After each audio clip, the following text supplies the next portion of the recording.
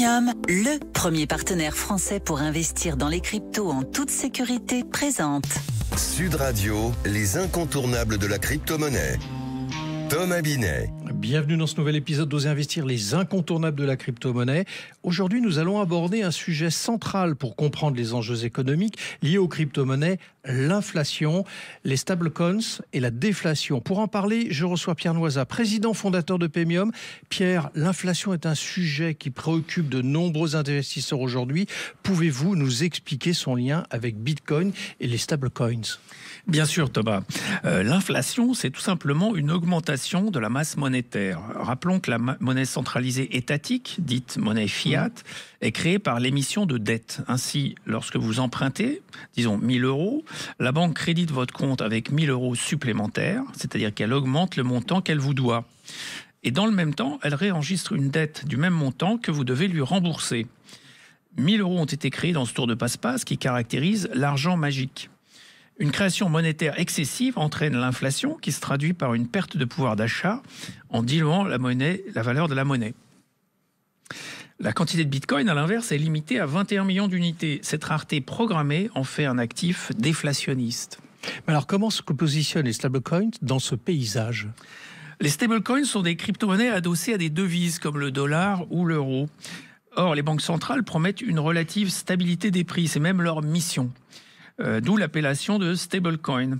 Les stablecoins comme l'USDT ou l'USDC sont gérés par des entités privées et garantis par des réserves. L'USDT est émis par Tether, une société basée à Hong Kong qui détient des réserves en dollars et en bons du Trésor américain. L'USDC est émis par Circle, une société américaine.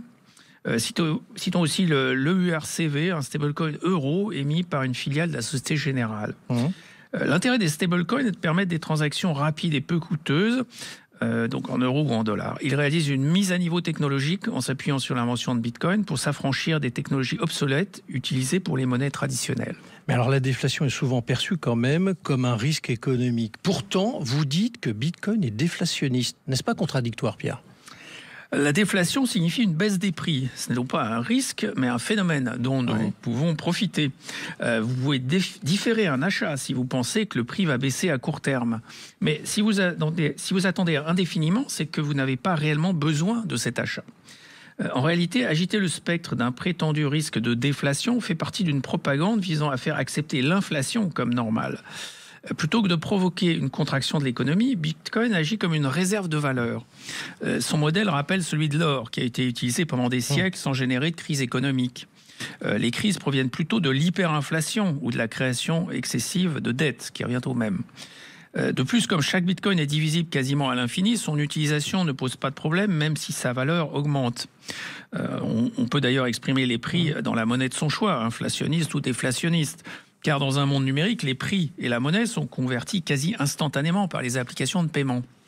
Merci Pierre pour votre éclairage. Et on vous retrouve mercredi prochain pour un autre numéro d'Oser Investir, les incontournables de la crypto-monnaie. Et pour ce qui me concerne, je vous retrouve dimanche matin dès 9h30 sur Sud Radio.